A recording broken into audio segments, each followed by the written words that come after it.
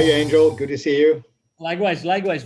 Good to see you. So we are here today because we've been receiving a lot of messages from our C-level counterparts online on LinkedIn and other sources and other meetings and gatherings that we organize almost every single week.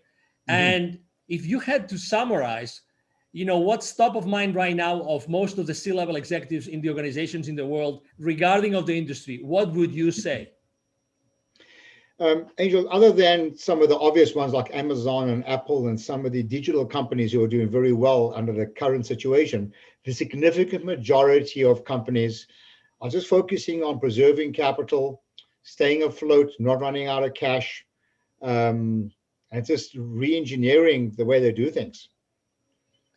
And obviously we know that most of the companies, most of the industries are also have gone from working face to face to working remote.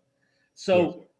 that actually increases, that makes the entire equation a little bit more complicated, right? Because people are working remotely.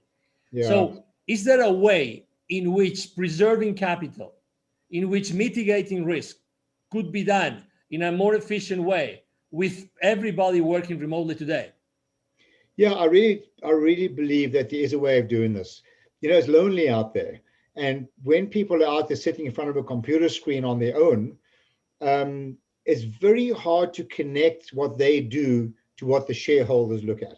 The shareholders are interested in one thing: demonstrate sustainable profits and cash flow, okay, and demonstrate sustainable profits and cash flow, and demonstrate to me how we can stay alive at this point in time. Normally, we're looking at a trajectory. How can we increase profits and cash flow? Today, I think we want to sustain profits and cash flow, but the employees are an extension of the CEO's promise to the board and to the shareholders. So in answer to your question, people are sitting in front of a computer screen, working from home, maybe working through some kind of virtual connection as we are doing here.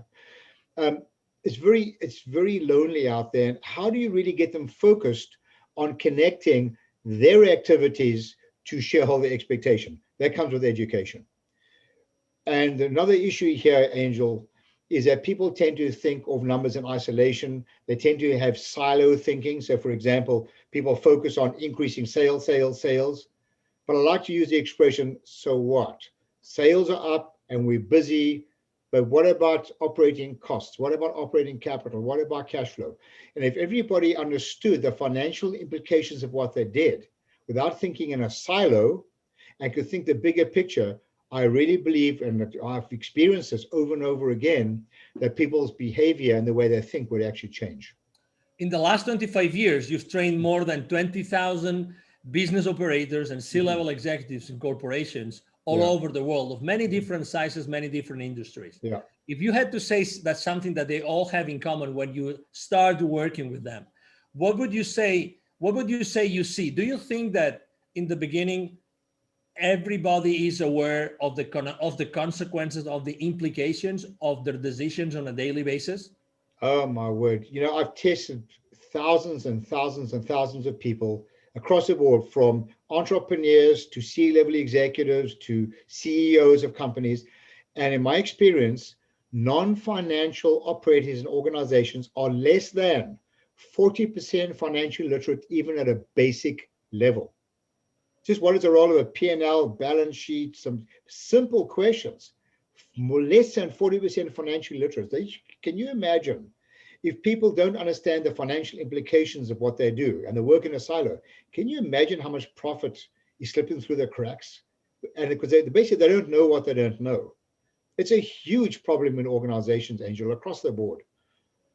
Let me ask you a tricky question.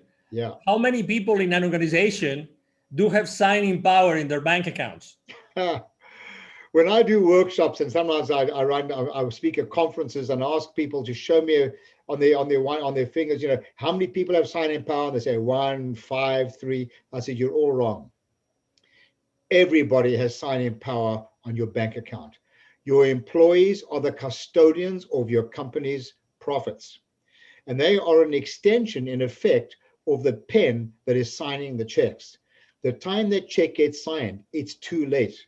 So what are you going to do? Go back and tell someone, well, I'm not going to pay for this labor cost because we screwed up and had to do a rework on our job, or you overpaid a vendor, or we were inefficient. It's not going to happen. It's too late. You've got to deal with it at the root of the issue, not when you sign the checks.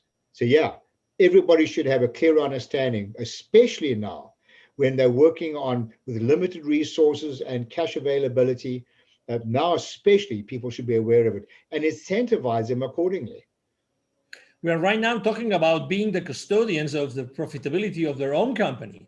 Mm-hmm. But do you think that knowing that every single company out there is trying to, preserve capital and mitigate risk, do you think that sales forces right now, the sales forces in the world, are mindful enough about preserving their clients' company capital and mitigating their clients' companies' risks? Great question. The answer clearly is absolutely not. I've often suggested to business operators, owners, to have this conversation with their salespeople and make a statement something like this. The moment you make a sale, you are part of your customer's problem. And people look at me like, how can you say that? I said, it's easy. Because the sale represents revenues on your financial statements and an expense on your customer's financial statements. And it is incumbent upon a professional salesperson to demonstrate how the cost on their P&L, the customer's P&L, what the service that you're offering, the contribution will equal or exceed the cost on their P&L. And until that happens, you are part of their problem. So in fact, I believe that salespeople should be rewarded on the profit or the ROI made on your products in their company, never mind your own company. Now we're talking. Is it fair to hold the sales force, the salespeople accountable right now because of their lack of knowledge of this? No, it's simply not reasonable. I mean, one cannot reasonably hold people accountable if you don't engage them and educate them. It's not reasonable. They're working in a silo. They're working blind. It's like walking towards a cliff with your eyes closed. So how can you expect people to make fiscally responsible decisions when they're actually completely naive? I mean, you ask people, how much volume must you sell when you discount? I can count on my one hand out of the tens of thousands of people I've trained. How many people give me the right answer? It's something as simple as that. For the people discounting like crazy to get more business. For the people that would like to continue the conversation with you, what's the best way to reach out to you, Neville? Oh, just email me. I love having these conversations in case you didn't notice. So it's Neville, Neville, at bizwisdom.com, bizwisdom.com. Contact me. I'd love to have a conversation with you. Excellent. Thank you very much, Neville, for being with us today. You're very welcome, Angel. It's always a pleasure. Thank you very much. And I'm sure that you have enjoyed this conversation with Neville Joffe as much as we have, the CEO of Biz Wisdom. Thank you for being here with us today, and hope to see you soon in our next interaction with Mr. Neville Joffe. Have a great day. Bye-bye. Bye now.